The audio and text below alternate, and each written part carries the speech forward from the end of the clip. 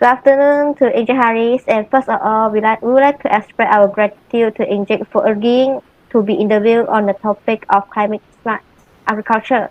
So thank you so much. My name is Cai Qi, and I will be the moderator for this section.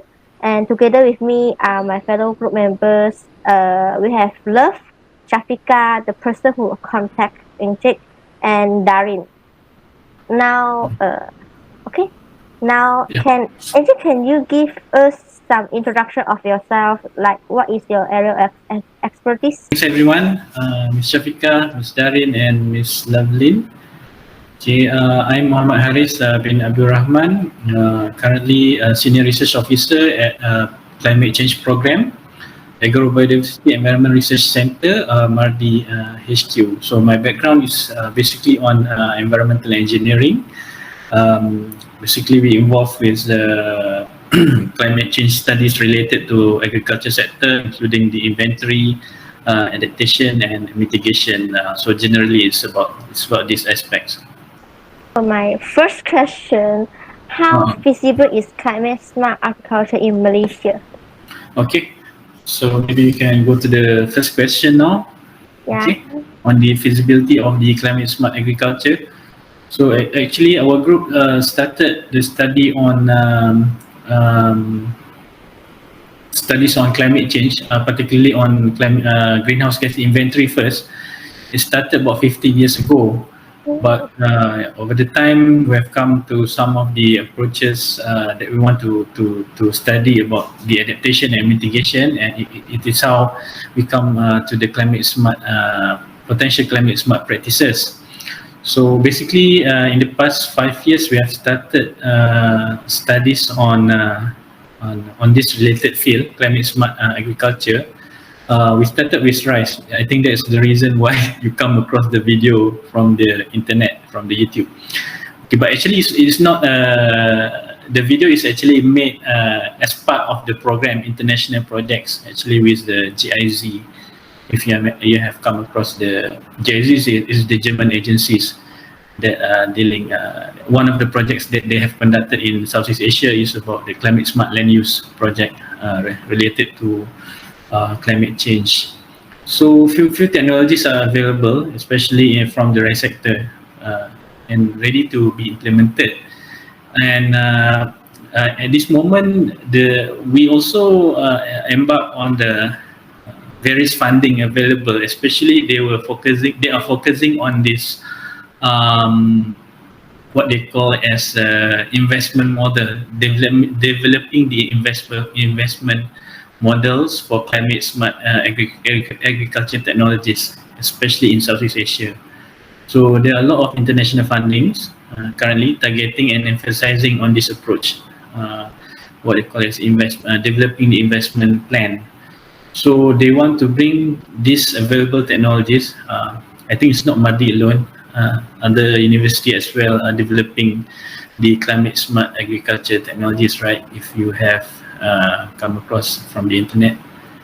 So it's feasible in the sense that we have to move to the next level, developing the investment plan, economic feasibility studies, so that there will be a strong private and public sector collaborations. So those are the connections that we are trying to connect at this moment. Okay.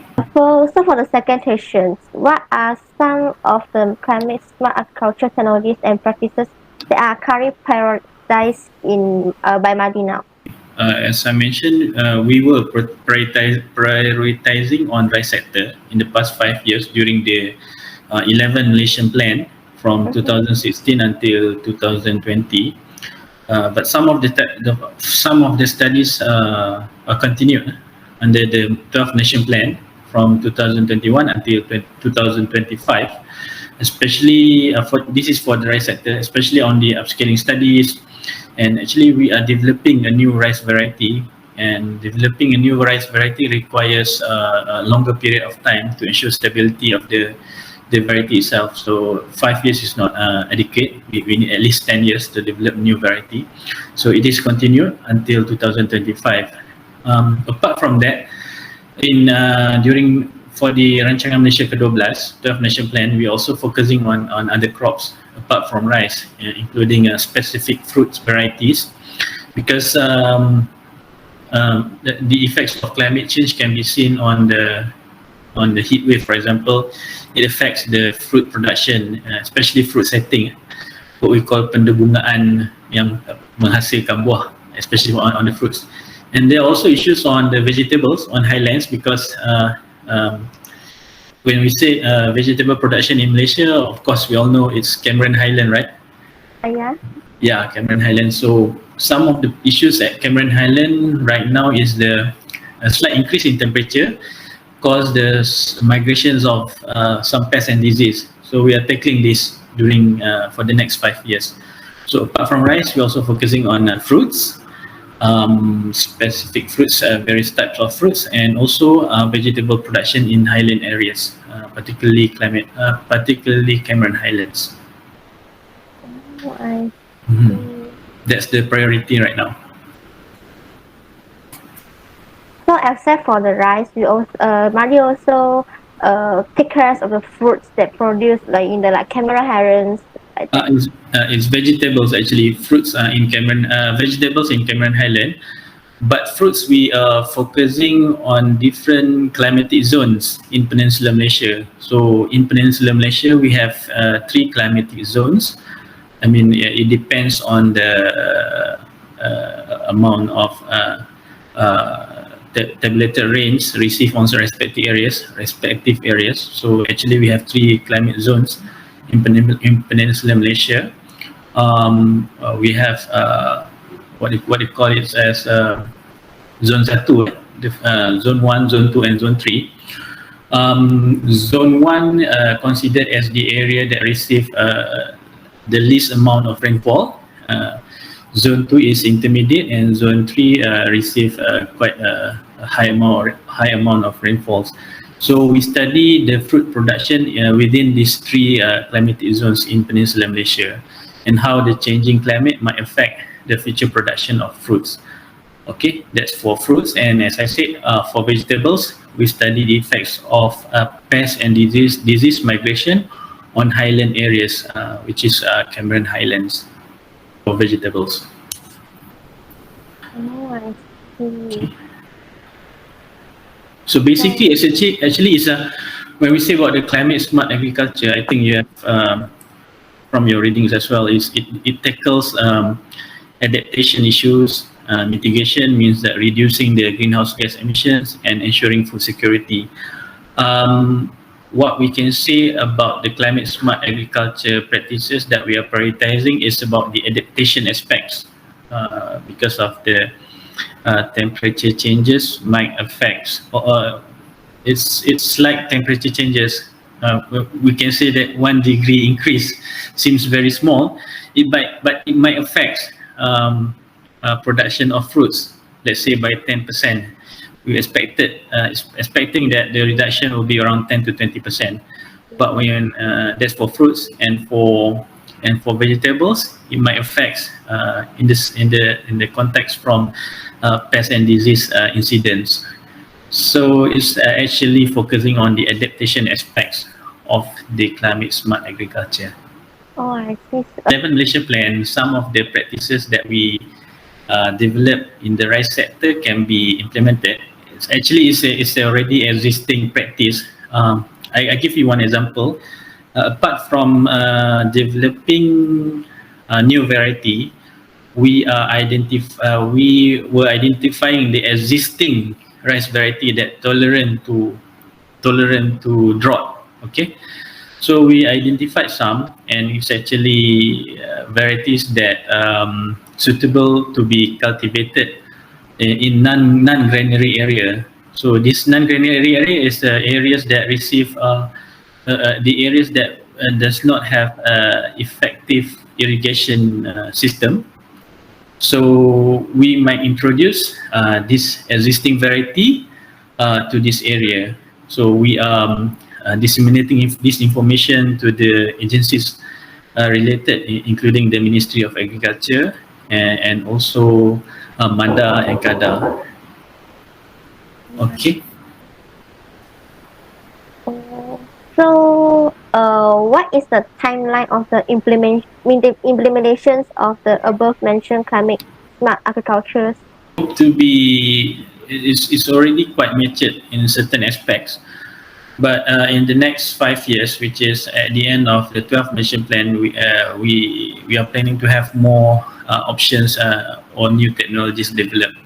Actually, it's not necessarily to be in the form of technologies. We might produce guidelines or standards to be followed by the farmers. As I mentioned just now, it might not be developing for rice. It might not be developing a new variety, but we might identify existing variety that tolerant to climate change. So it's not it's not a complex work that needs to be done. We're just identifying, and we might propose it to the farmers. So in overall, I think we hope to have more options, more technologies, and more standard procedures to be prepared for the farmers in the next 5 years, 2025. So we like the technologies is exit, so we like just give the technologies to farmers to implement it and become climate smart agriculture like that. Yes. Maybe I can share with you a bit more. When we said about climate smart agriculture, some of the technologies, some of the practices are already existing practices by the farmers. But when we include elements of climate change like greenhouse gas, it comes in the form of a co-benefit. Okay, have you heard? So when we say that we want to adapt to climate change by using this variety, is actually comes with the benefits of reducing greenhouse gas. So it's co-benefit. Okay, so the models is like that. So it's actually for some of the practices. Oh, I see. So eco-benefits is the keyword. So may I ask, are there any promising climate smart agriculture technologies and practices that is MARDI looking for in the future? I think the most important part is when we want to choose between the fruit productions and vegetable productions. Vegetable productions might be hit hardest compared to the fruits, because fruits, the suitability of fruits production might be quite a number of areas. Okay, optional. As I mentioned, there are 3 zones throughout the Peninsula Malaysia. But for highland vegetables, we only have Cameron Highlands, right? Yeah. But I think if I'm not mistaken, it's about 60% of the fruit production in Malaysia in terms of net value is from Pahang, and particularly Cameron Highlands. So we have to be a lot of work needs to be done to ensure the production of vegetables continue to stable in the next few years.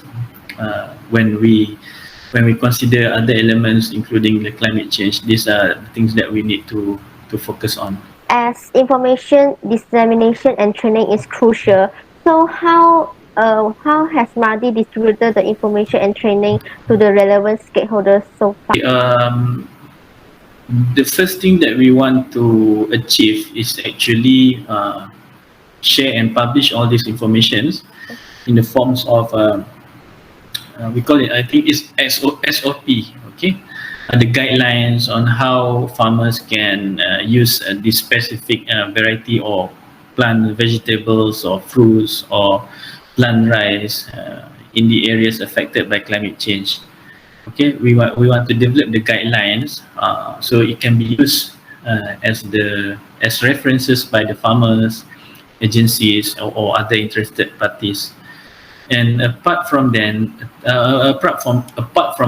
since this is a Malaysia, what we call is Rancangan Malaysia project, is funded by the federal government. All these the outcomes from the research, our aim is to ensure that all the information output from the research received or shared to our main stakeholders, which are the ministry people, so that proper policy will be taken in place from the output of this research. So it's a top down. We tackle with the policymakers by sharing the right information to them, and for the farmers, we want to ensure that they'll get the right information by producing all the guidelines for them to follow, especially the SOP on how to plant these varieties under the areas affected by the climate change, for example. I have questions about is there any certification for the climate smart agriculture? Because like we have certification for MyGap, like etc. Oh, not yet actually. Not If we say about greenhouse gas, which is mitigation, I think that's quite, in terms of certification, we quite established. We have carbon footprint, right? If you have heard about it. So, but internationally, assessing or quantifying the adaptation aspects of climate change is still ongoing. How do we quantify whether this adaptation is an adaptation process? Is it quantified by dollar and cents? If it is greenhouse gas, we can count by carbon emissions, right? yeah. So maybe adaptations are by improving their livelihood or in terms of dollar and cents. So it is something that has not yet established. So there's no quantification. What you call just now, the certification, right? There's no yet certification on CSA. Right. So then what are the future plans for the climate smart agriculture related information dissemination and training, except for like published to the publications like that? Okay, the best thing, since I've been in this field quite a number of years, 10 years, the best thing right now is internationally, agriculture has been given the platform internationally under the United Nations UNFCCC Framework Convention on Climate Change. If you have come across the KJWA, Korea Joint Work on Agriculture, is the specific platform for agriculture, and one of the elements under the KJWA is related to climate smart agriculture.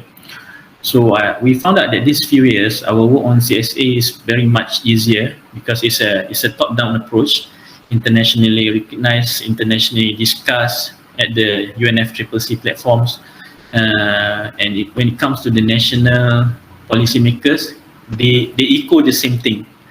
Okay, so that's why I mentioned just at the beginning of this interview, there are a lot of fundings currently emphasizing on how we want to bring these CSA technologies to the farmers, developing investment models, etc. So there will be the future is bright for CSA practices because we echo the same thing between the policymakers and researchers. So that's the best thing right now. So what are some barriers to adopting these climate smart agriculture in Malaysia? Some of the barriers, let me think. We still needs to have more participation from private sectors. That's why private sectors. That's why the current funding focusing on how we can develop these investment models from the existing local technologies. Not only in Malaysia, when we say about the countries in ASEAN regions, this is something that international bodies are trying to look into, to fund how to bring all these technologies to the private sector for them to invest and to be taken up by the farmers. So the barrier is still in the forms of the private participation. We cannot solely rely on the governments to carry on with the project, right? Yeah. Last question will be, what is the future direction for the climate smart agriculture in Malaysia? Now it's a very bright future because internationally we are also focusing on these technologies, and locally from the from the government policies, and perspective, they are also pursuing this technology to be adopted by our farmers.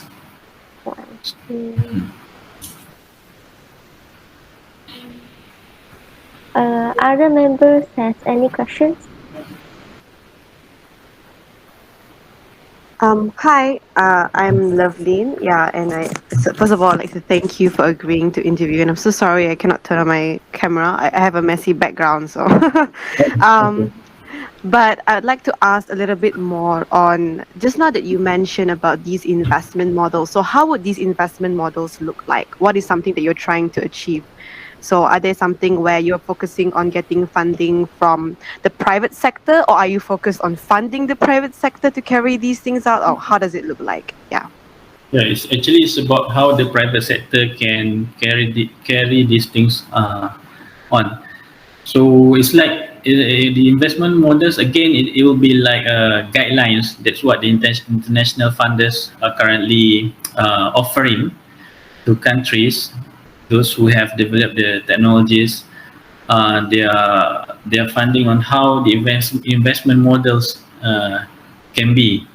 Okay, I give you one example. Like we have identified local varieties, that local rice varieties that can be planted in the areas with less source of water, less irrigation. Okay, so how the private sector might come in? Okay, so this investment model, it will be in the forms of guidelines. If they invest certain money, how will they get the benefits from those investments? Okay, they want to attract. Actually, the investment models will be in the form of that. All right. Thank you for providing me with that picture. So just to summarize what you've said earlier on, just so that I can get a clearer understanding of it all. So currently, Malaysia or MARDI is focusing on 3 things, which is rice, fruits, and vegetables. And most of this is focused on climate adaptation, right? Okay. Yeah, right. Yeah. All right. So are there any plans in MARDI in particular for utilizing agriculture as something that can help to mitigate greenhouse gases? So, there's something like carbon farming where they're actually paying farmers. So is there any plans for doing something like that where we can utilize, Malaysia's position as a potential carbon sink for that? Yeah. Thanks for the question. So actually, when MARDI also involved in the inventory of the greenhouse gas from agriculture sector. So right now, the picture is the agriculture in Malaysia contributes 3.5% of the overall carbon dioxide equivalent for all the sectors. It's not a key priority areas to mitigate GHG from agriculture sector when we look at the overall national perspectives currently, but still we are focusing on reducing GHG, particularly from the rice sector, and also we are trying to help to reduce the GHG from peatland agriculture. Where are you from, Loveline? Sarawak? Yes, I'm from Sarawak. So actually, under 12 Nation Plan, we also embarking a project for mitigation of GHG from peat soil cultivation, but not on the palm oil cultivation under peat, but actually focusing on the smallholder farmers who planted pineapples and papaya, apart from commodity crops.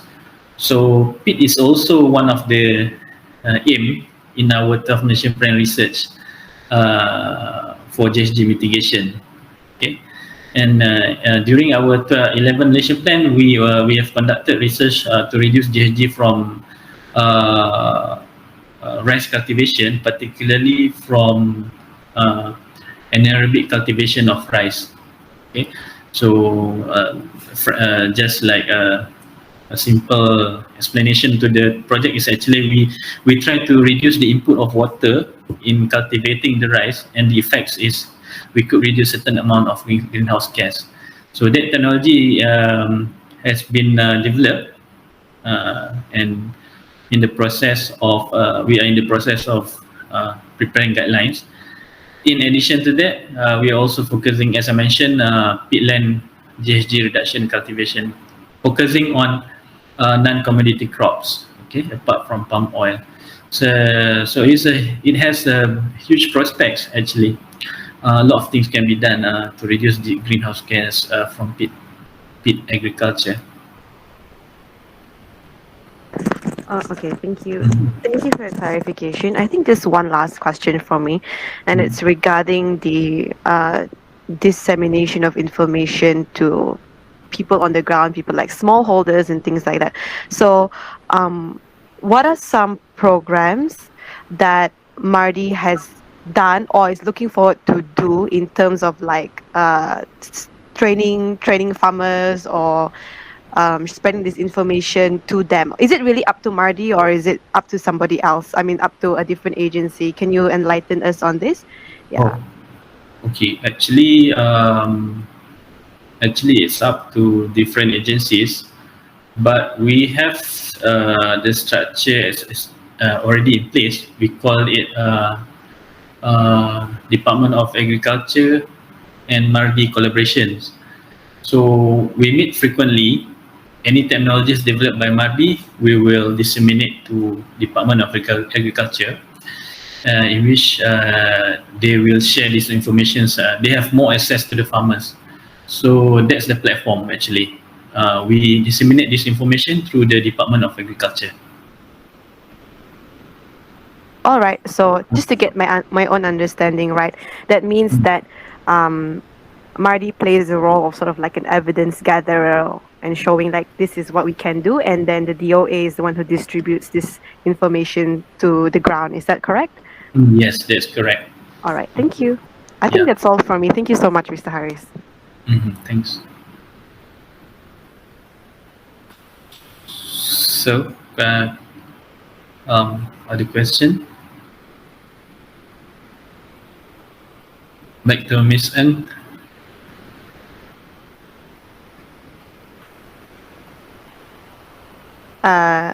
Cai Qi, your I know, just now. Alright. Okay. So, MARDI is take the most important part in the practices or practical part in the Malaysia for climate smart agriculture in Malaysia. Actually, if you want to have further readings, it's not on climate smart agriculture, but how MARDI has been part of the climate change inventory, adaptation and mitigation process. You can download this national communications from the internet. You can download from the Ministry KASA, Kementerian Alam Sekitar and Air website. So from that documents, you can have more overarching views on how this climate change process has been ongoing in the country, in addition to climate smart agriculture, and where are we now. So some of the adaptation and mitigation aspects in agriculture has been highlighted in that document. We work as part of the committees. Actually, MARDI is part of the national committees on climate change inventory, adaptation and mitigation. So it might give you some information. We call it national communication, or and also biennial update report. So BUR and NC. So the recent one is I think third national communication, NC3. Okay. I see. Okay. Thank you, Encik, for the information, and thank you for this interview. We get a lot from this because in our life we like less contact, because for real I really don't know climate smart agriculture until the mini project. So we have like less of information about this. So by this interview I know like, Malaysia is giving many effort in tackling the climate change in currently. So thank you so much. for the interview. All right. And that's all first. Okay. Thanks again for inviting me and to share with you some of our progress right now. Okay. So we hope we can deliver more and give more in the near future. So thanks again for inviting me. Thank you, Encik Hariz. All right. Okay. Thanks. Thank you, Encik Hariz. Thank you. Okay. Thanks. Okay. Bye, everyone. Bye. Goodbye. You can leave the call now. Thank you so much. All right. All right. Yeah, thank you.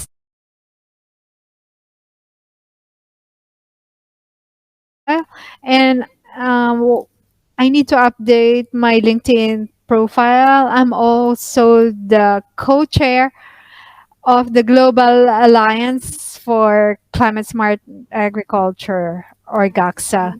It has its headquarters in FAO Rome.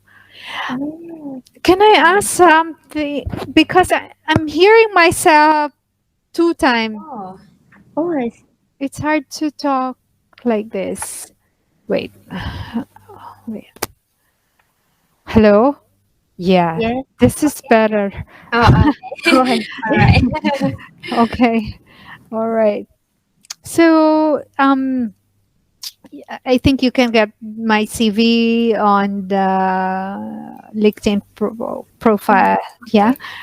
I saw some of your questions. When would you like to throw them to me? The first question is, how feasible is climate smart agriculture in Southeast Asia? I think in terms of feasible, it's no longer a question because it's already being implemented. I mean, farmers already know have had to deal with the impacts of climate change.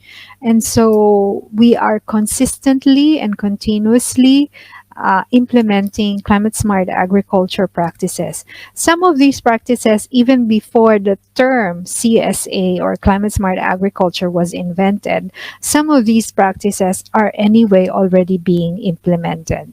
So what needs to be done now for this is to really emphasize that there is adaptation to climate change and there's mitigation, which is lowering greenhouse gas emissions from agriculture.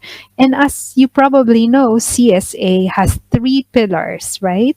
Adaptation, mitigation, and the possibility to increase farmers' productivity or livelihood. So these 3 pillars of climate smart agriculture just emphasize the impacts of climate change on agriculture.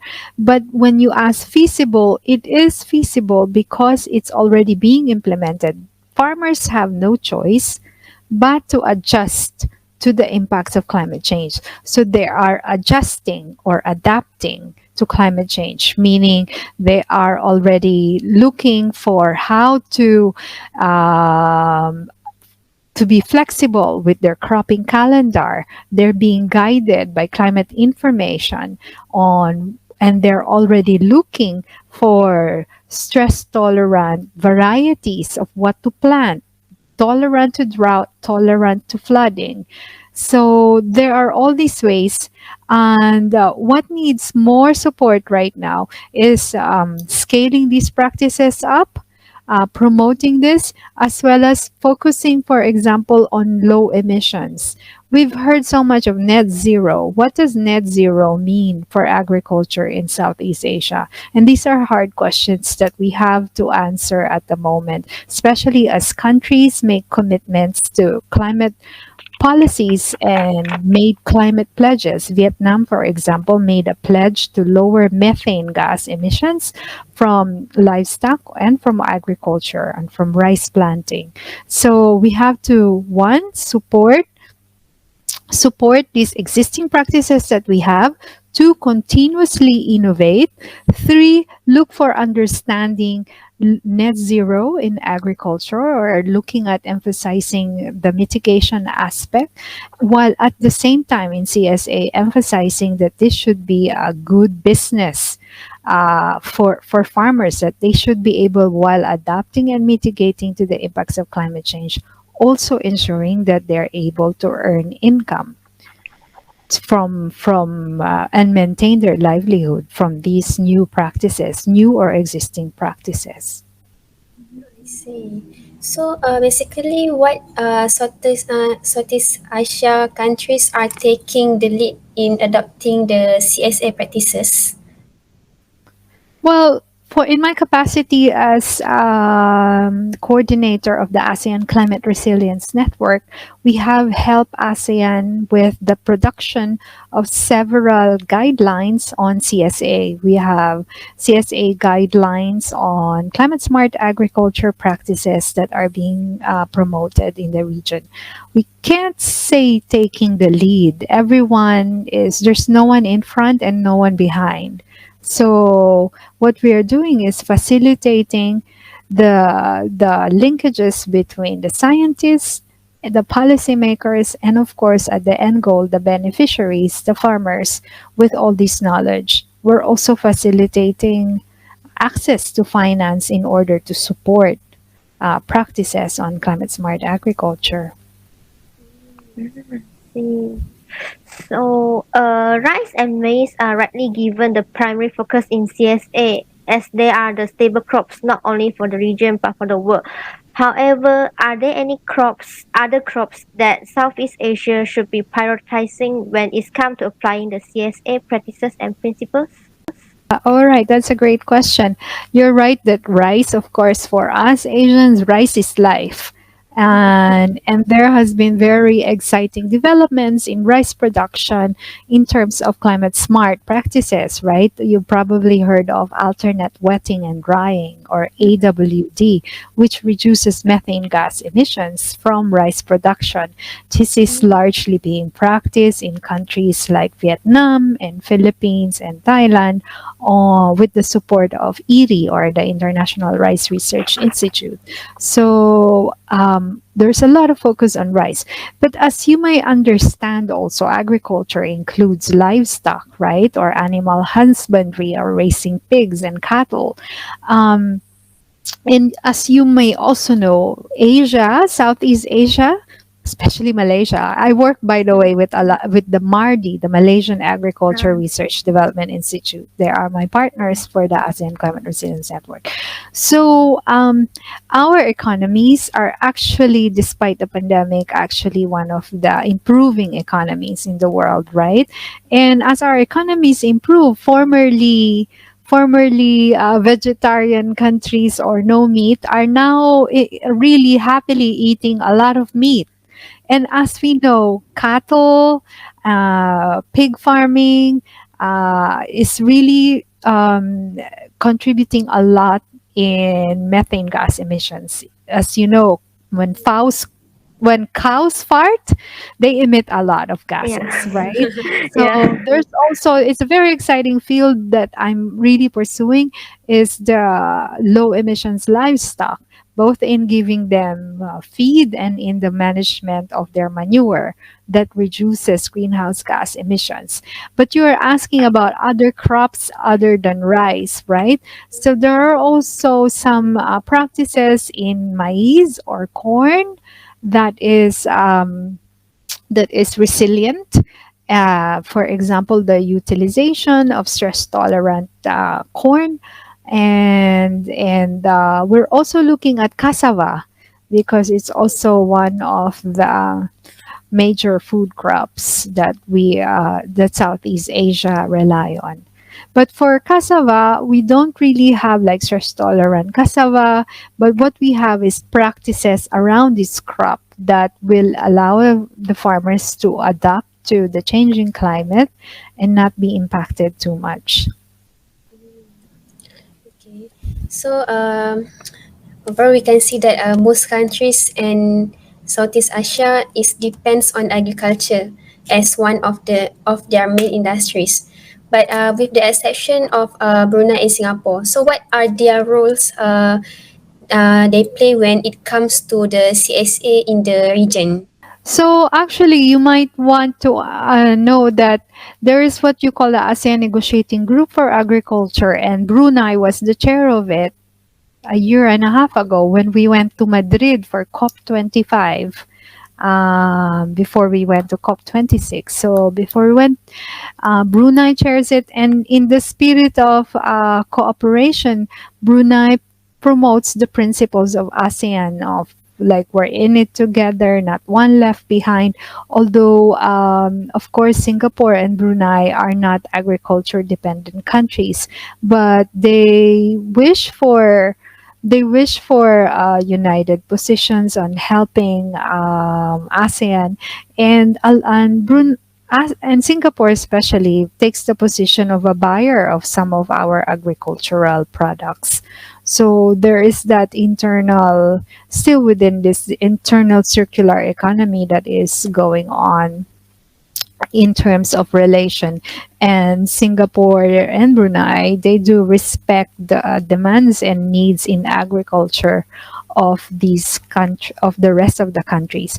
Yeah. But well, for me, my personal view is that Singapore should actually take the position of a donor country already. Oh, don't. But although, in terms of consensus building, Singapore and Brunei enjoys the same decision value in terms of consensus building with everyone. Everyone sits at the same position when in terms of like voting for which direction to take. However, I think that there's potential for Singapore and Brunei to be also in a position of a donor country position. And because a lot of the development partners, when I mean development partners, this would be, let's say, the European Union support giving money, US or through US aid giving money to ASEAN. And a lot of these projects do not exclude Singapore and Brunei as recipient countries of funds for climate smart agriculture. Rightly so, because these are rich countries, no? So I think my personal view is that while we love having Singapore and Brunei with us in terms of consensus building and in understanding moving forward how to deal with climate change, I think personally, I believe that Singapore and Brunei should also step up to the plate of being a donor country. Oh, I see. So I proceed to the next question. Adoption of CSA practices can mostly be seen among small or medium-scale farms. How about large-scale farms or plantations run by the multinational companies linked or the companies that link to the government? I think you might be surprised because some of the opponents or critics of CSA mentioned that CSA is a tool of multinationals. Oh. So some of the criticisms of human rights groups, of civil society organizations, they were saying the CSA is a propaganda of corporations. So I would just say that actually CSA is a distillation of existing practices in which farmers, whether they are corporations or small scale holders or smallholder farmers, it doesn't need to be even labeled CSA if they are already adjusting to the changing climate. For example, if a farmer instead of planting this seed variety decided to buy another variety of rice because he thinks that this kind of variety will be able to stand in a flood for 7 days. So already that farmer is practicing CSA because he's already adapted. He made his farming practice climate smart.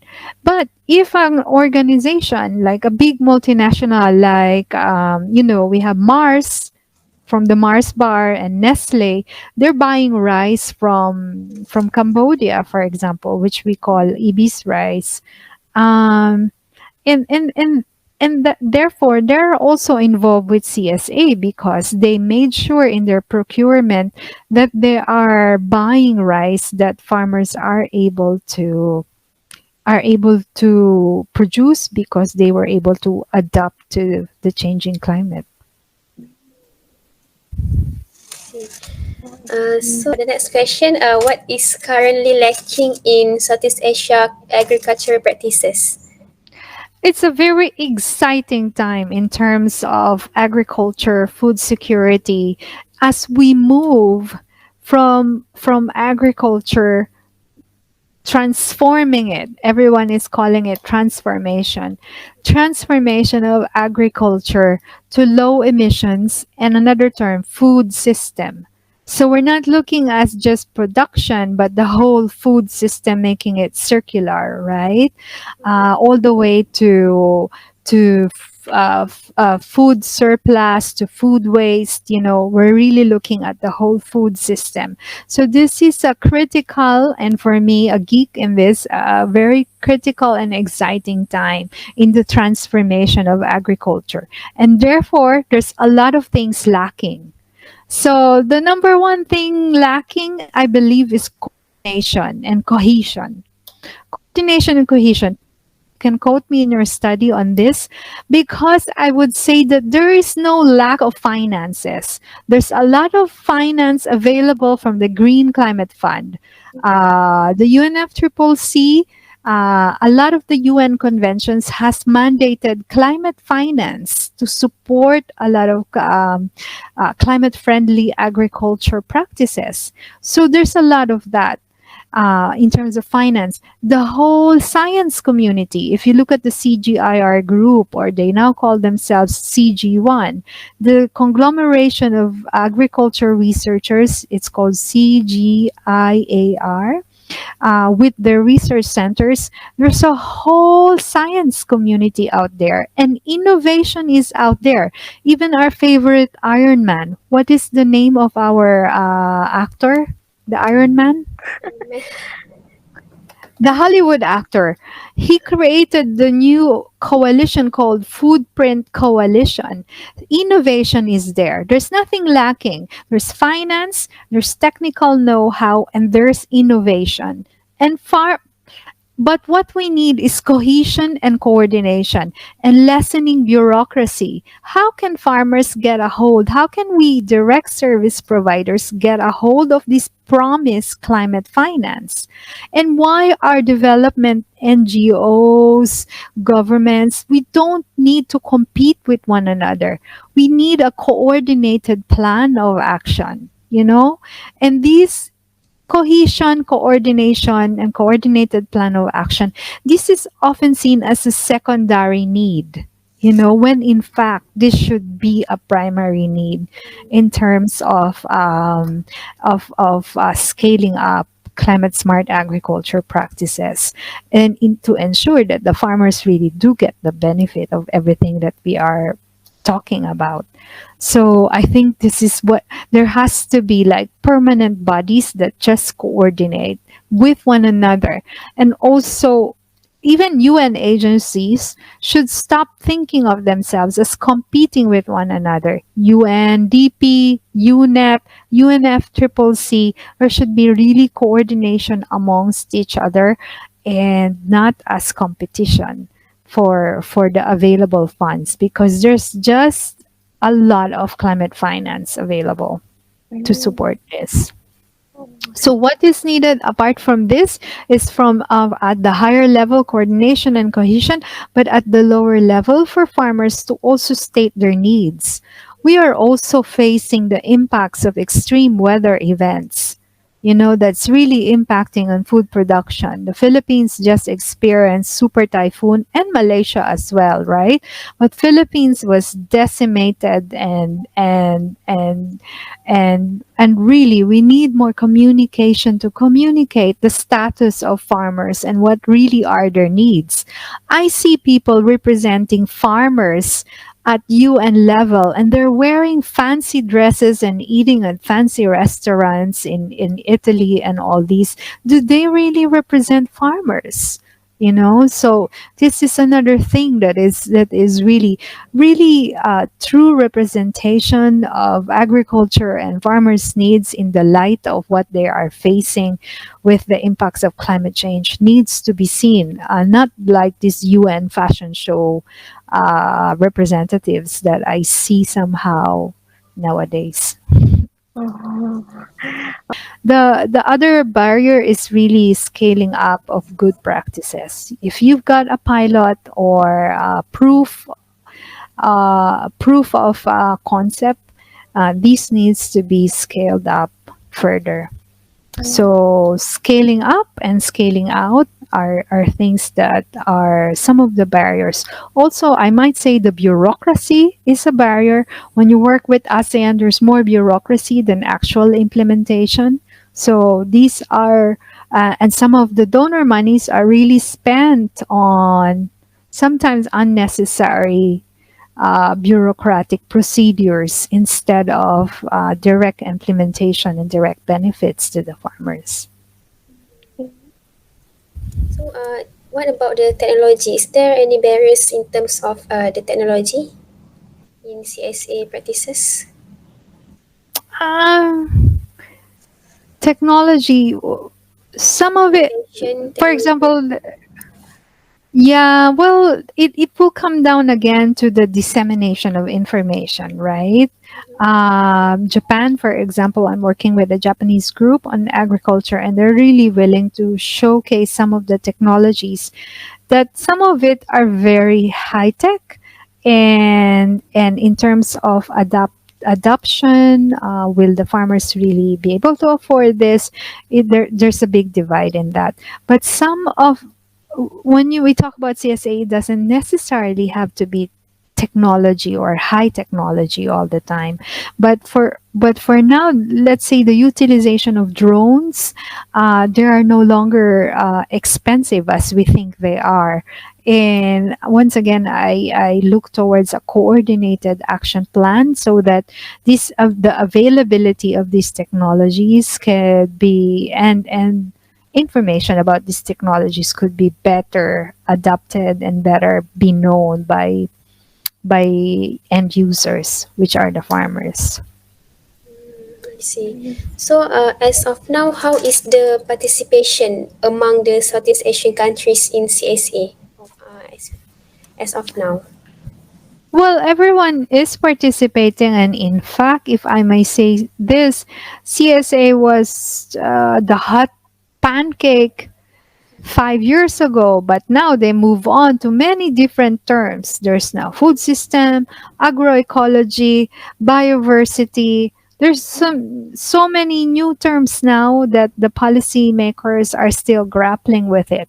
But once again, we need to emphasize the climate dimensions in agriculture, and I think CSA is a tool for it.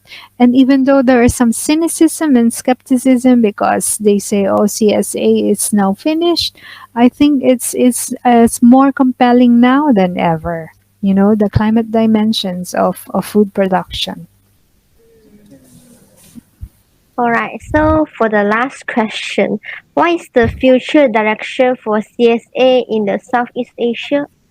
I think we are releasing a third volume of the ASEAN CR and ASEAN guidelines for CSA, which includes more practices and newer innovations in CSA. So it's there to stay. There will be more support. And I must say that it might change the name. It might be now agroecology or something else, but it will still be all about the three pillars of climate smart agriculture, which essentially makes it CSA. But everything is dependent on what the donor wants to hear. So if the donor wants to hear circular economy, food system, we're gonna put it in the funding proposals. But it's actually referring to the three pillars of climate smart agriculture. So the future is that it's going to be it's going to be more widespread. And as more and more people are more aware of the impacts of climate change, as we realize that the pandemic highlighted the importance of food source and food security. And as we know that the response to the pandemic bears resemblance to the response to climate change, we will go back to some of the practices of that CSA promotes. And CSA is a very practical, holistic framework of looking at the climate dimensions in agriculture. So it will be there to stay. And in fact, we are actually launching the third volume of the CSA guidelines for ASEAN. So if there is a demand from countries, there will be there's this guideline. And as I said, donors might change names and terms, but the need for CSA will remain be there. Oh, I see.